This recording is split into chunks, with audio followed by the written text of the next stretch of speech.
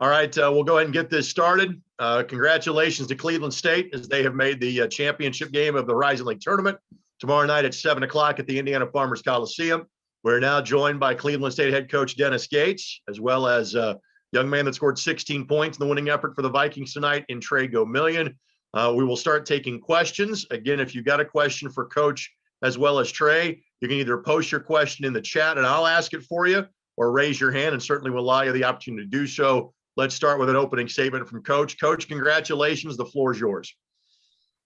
Well, I thought Coach Baldwin had his group very prepared to play. You know, I my hat's off to that program. He's done a tremendous job. And obviously, you know, between Golston, Lucas, and Thomas, those guys, you know, they're very good players. I thought our group did a great job facing adversity. We got off to a great start, and that started in preparation, but somehow the air got out the ball and we kind of slowed down a little bit. Things wasn't going our way, and I thought it impacted our energy. We then got down, and again, credit to Milwaukee. They scored every which way, but our guys were resilient. We didn't give up. I think Deontay Johnson challenged the entire group in a huddle, and that's where our energy came from, in addition to the minutes that Jason Woodwich played. We had two guys in foul trouble at the very beginning of the game, and, you know, Alec Oglesby did a great job stepping up in those absences, and Yael Hill. But ultimately, that game was won based off of Jason Woodwich contributions and our guys being able to get stops and rebounds. All right, I've got a question in the chat that I'll ask for the writer, then Bob McDonald will get to your question next. But from John, he asked his question for Coach Gates. Last March, this team finished its 5th straight season of 20-plus losses. So did you think they were capable of reaching the title game this year? And if so, kind of at what point, or how'd you get to this point? Well, ever since our last game, we started building toward this season. We lost at Oakland. It was an emotional locker room with our seniors, but also an emotional locker room with our guys returning. Soon after that, our staff has done a tremendous job of getting everyone organized. Rob Summers, Ryan Sharbaugh, and Drew Joyce III. We've had Zoom meetings after Zoom meetings, and what we've talked about was April 5th. April 5th is the national championship game, NCAA, and that's where our goal was. And that's where our mentality was directed toward. We wanted to, you know, at that point, make sure that our actions at all times matched, you know, our behaviors and our goals. We wanted it to all match and be in sync, and that starts with our spirit. And our guys have had an unbelievable spirit, an unselfish spirit at the very beginning toward each other, welcoming the new guys as well throughout that pandemic. But it started once we got on campus again, from the virtual world onto the physical. We were able to continue to build. My hat's off to our resocialization committee and being able to get us on the court, our athletic director, Scott Garrett, and our president, Harlan Sands. All right, let me get to Bob McDonald's question. Bob, you can go ahead and unmute and go and ask your question for Coach Gates or for Trey Gomillion. Coach, congratulations on the win. You mentioned in the start about the game that Jason Woodwich had. Talk a little bit about his progress from the beginning of the year up to this point, where you brought him in and he was able to do what he needed to do. Well, what you saw today, Jason was doing every day in practice, right, Trey? So he still hadn't played his best game or to his ability. But my hat's off to him, because he said, "Coach, put me in, trust me, I'll make some shots." And he said that yesterday in shoot around when we shot here yesterday. And, you know, I went right to that. Sometimes as a head coach, you look to the side and look to the bench, and you got 15 guys with puppy dog eyes trying to figure out who you're going to put in. But me and Jason made some eye contact, and I just remember what he said yesterday, and we needed a jolt of energy. We needed some made shots, and that's how we came out. You know, and it's just trusting our guys and doing what they've continuously done every day. And I actually, if you don't mind, I have another question for Please. Trey. Trey, I know, you know, this game, that second half, you were really a spark at the end of the game, especially with that last dunk and the end one. Tell me about kind of how you've been, you know, how special this has been for you specifically, as well as part of being a part of this team and being a part of a team that's one win away from the NCAA tournament? It means everything. Just, coming from high school, coming from JUCO, a lot of coaches didn't want to take me, and I just want to thank Coach Gates right next to me for giving me this opportunity. It means everything, man. I And love you too, Trey. it means everything. So it means the world to me. I wouldn't trade it for nothing. Let me Thank get you. to Matt Reebok, who has a question. Matt, you go right ahead. You can unmute yourself. Go ahead with your question for Coach Gates or for Trey Million. Hey, Coach. Matt Reebok, NJ Hoopers. doing? Congrats on the victory and good luck in the championship. I Thank just you. wanted to ask you about the performance from Amir Allen from Milwaukee, who grabbed a total of 15 rebounds tonight. Just talk about his game and what you guys need to do to limit your opponent's rebounding going forward. Well, again, my hat's off to Coach Baldwin. I have so much respect for him. Him being since he was a player at Northwestern throughout his coaching journey. I thought he has done a tremendous job at Milwaukee and had these guys prepared to play. I thought to see them go through the adversity that they may have gone through at the very beginning. They opened their season off of quarantine, almost winning at Kansas State. At that point, I knew he had a special group. He had some guys, he just needed a little bit of time to get their rhythm.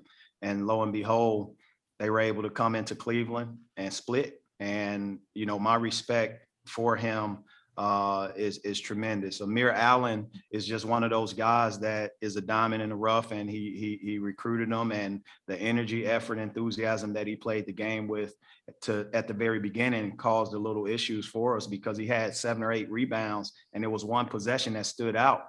He had 4 offensive rebounds in that one possession. And I thought at that point, he was able to get to the 15 rebounds and 8 points, and he played a very unselfish and spirited game, and he willed his team as much as he could to that point. But his development, but also DeAndre Golston's development, Tejon Lucas, those guys throughout the year, and boy, what about Thomas? I mean, he had 25 points, and he really made some key baskets down the stretch. So I just thought Coach Baldwin did a wonderful job. Let me get to a question from John, asking a question for Trey.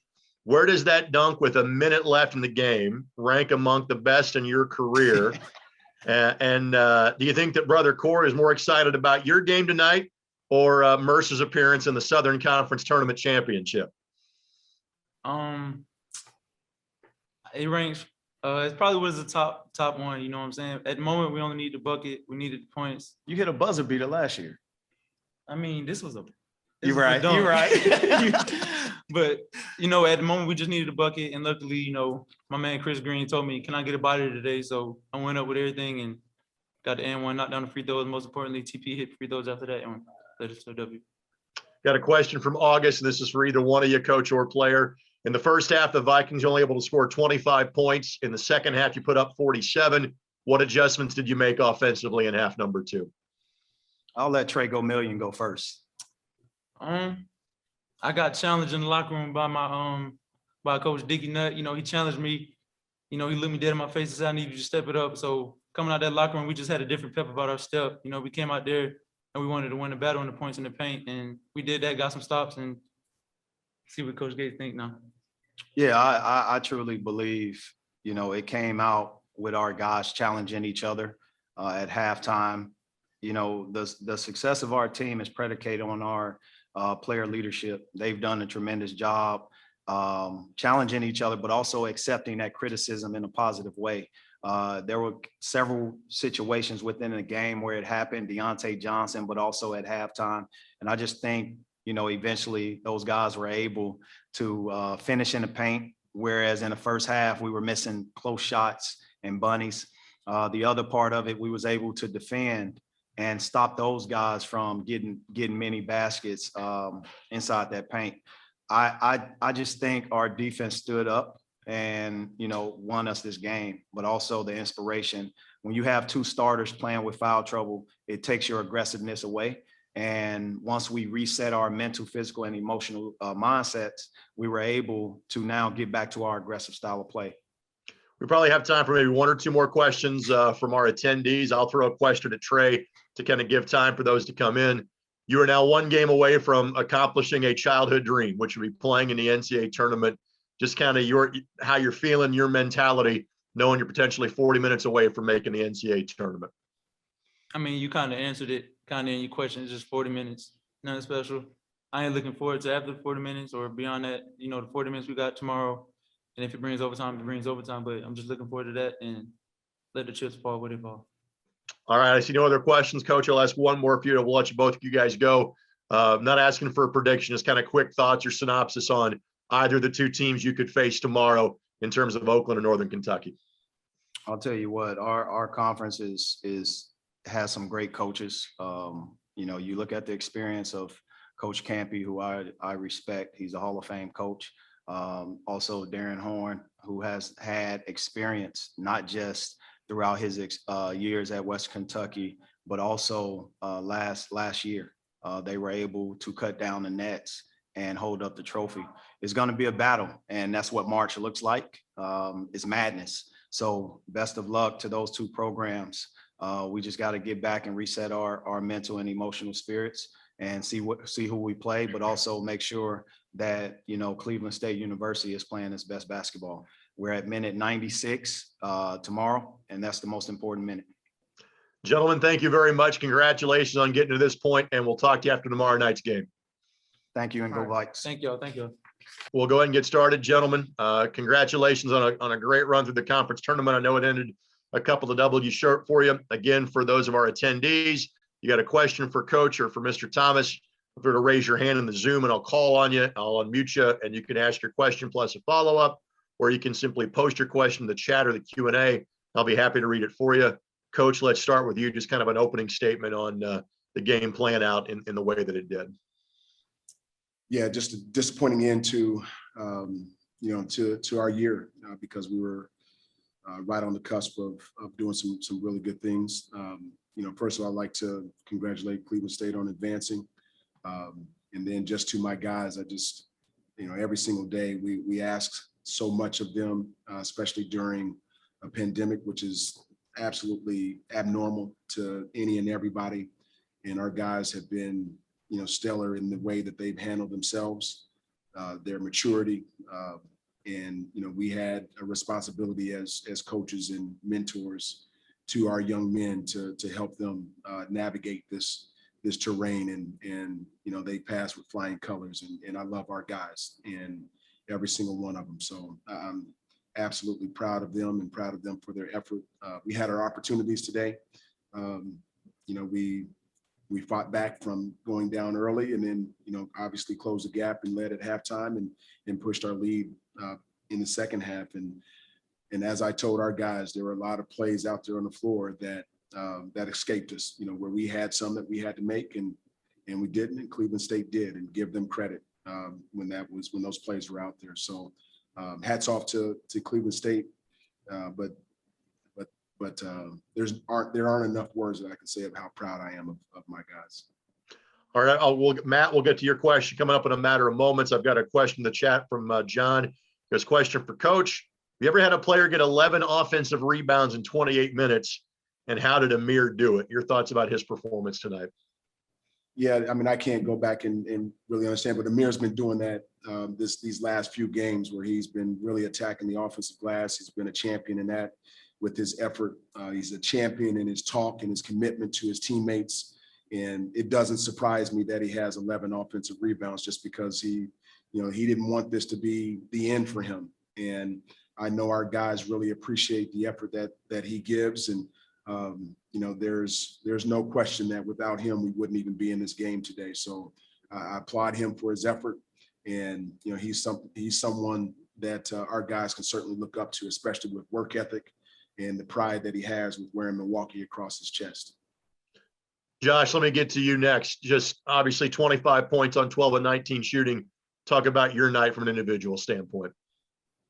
I just want to thank my teammates. I think I got some really great teammates. So guys got to key in on those guys. And I know all of us just wanted to win. So I was just happy to be out there to make the plays that came my way.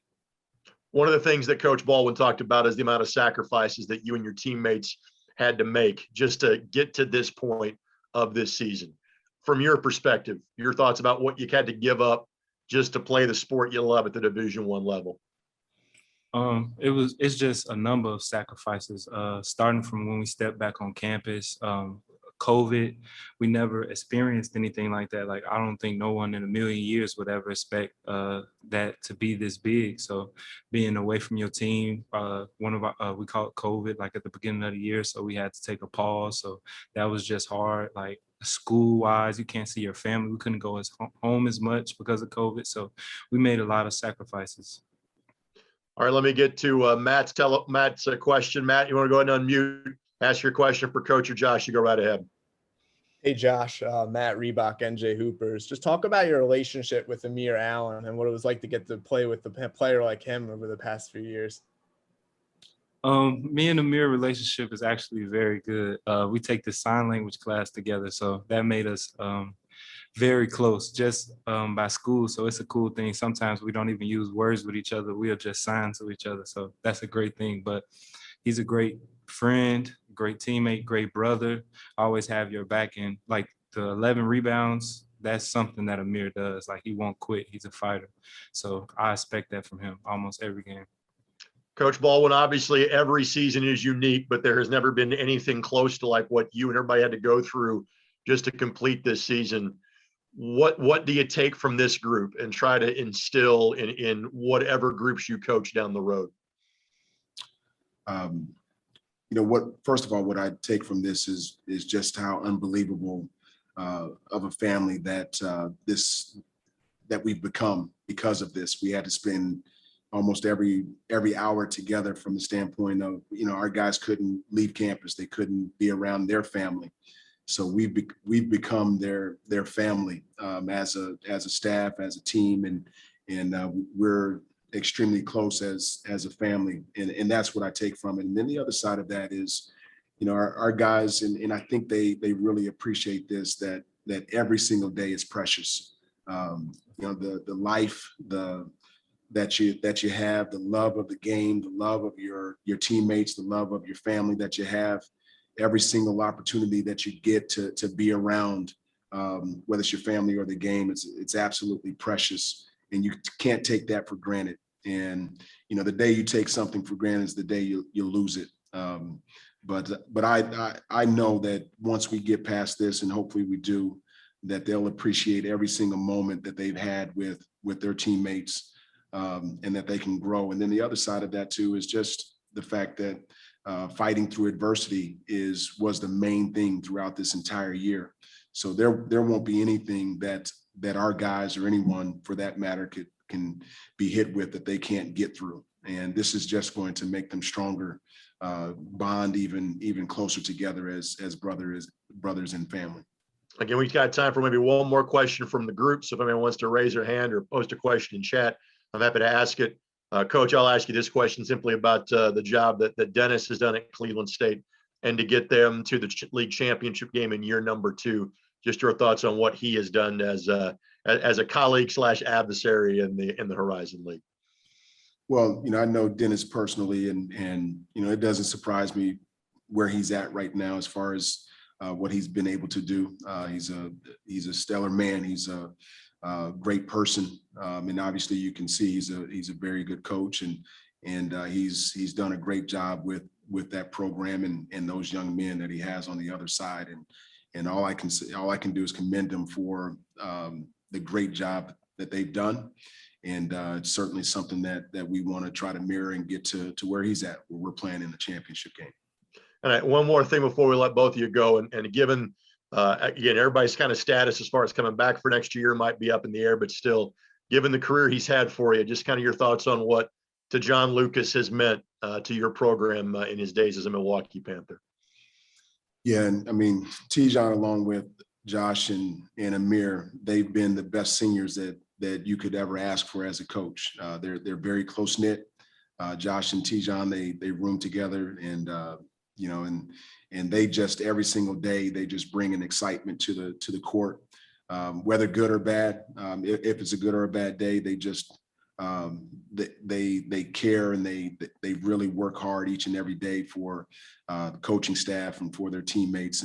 But Tijon has been exceptional, from the day that he's walked on the campus, whether it's, vocal leadership or just his presence. He's been unbelievable. And I'll say the same thing about Josh. A couple of years ago, we went out and recruited him and brought him into our program. And I couldn't ask for a better person that even on my darkest days or my lowest days, he's always bringing me up and making me feel good. And, you can't ask for any more than that from young men in your program. And the same thing with the Mir. It makes my job easier when I can come in every single day and know those guys are there, ready to practice and ready to work. I think that's a good note to end it on right there. Gentlemen, congratulations on getting to this point in the season. Best of luck in next year beyond. Thank you very much for your time. All right. Thank you. Again, that'll end it for our press conference. We'll join you after the next semifinal. Thanks, everyone.